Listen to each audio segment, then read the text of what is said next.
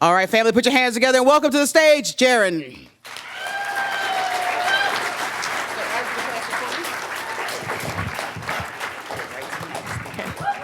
Okay, thank you.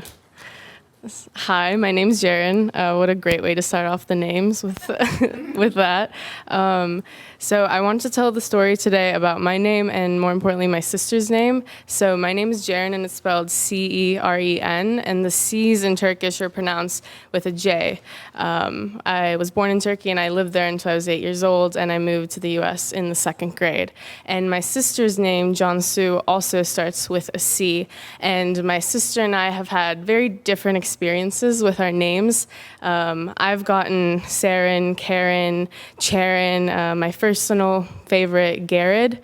And I find it hilarious. Guest teachers coming into school was like a fun game between, is it going to be Ceren or Karen today? And everyone would bet in class.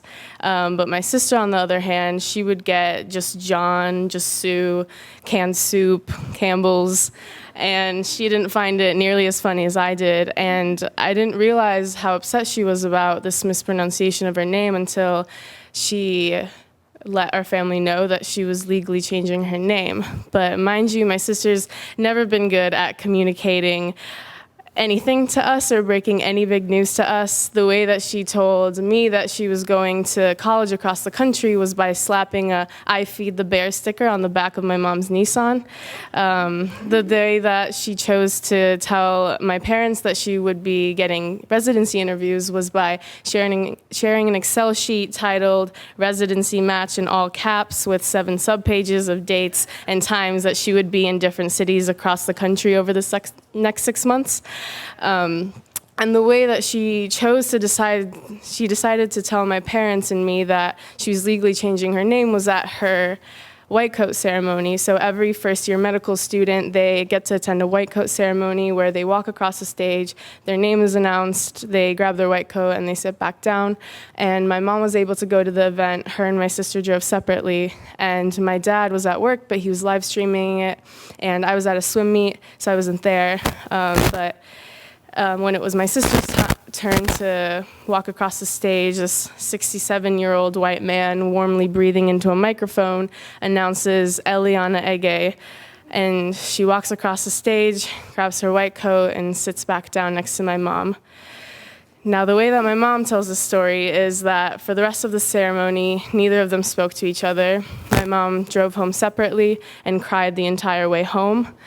My dad, who was live streaming it at work, heard Eliana, closed his laptop, and drove home.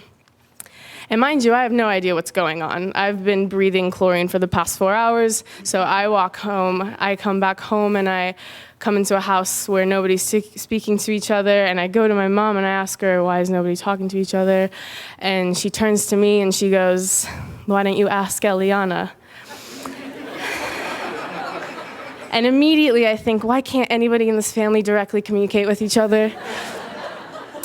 And so I go upstairs to ask Eliana, and she tells me what happened, and my heart is broken, and I ask her why. And she tells me because she wants to be taken more professionally in the medical field. She wants to be taken more professionally in her profession. And my heart breaks even further because I realize that my sister's associated whitewashing with greater success in the United States. And more heartbroken than me, it was my father because she is the one who picked my sister's name. He actually named her after his college girlfriend, his ex-girlfriend, which I have no idea how my mom let that happen. And to this day, I don't know if she knows. My dad's not here to defend himself anymore, so I'm not bringing it up. That would be a fire I would set that I have no way of putting out, so that fact is going to the grave with me. And that was the longest that my sister and my dad have ever gone without talking. They went more than 2 weeks without talking until they pretended like it never happened. And for a while I thought, should I change my name? Should I also think about a different name to identify as if I want to be successful in this country? And after a lot of thought, I realized I love my name, and I love that every other letter in it is an E. It makes it easier to spell when I'm on the phone with T-Mobile and Nordstrom Rack returns.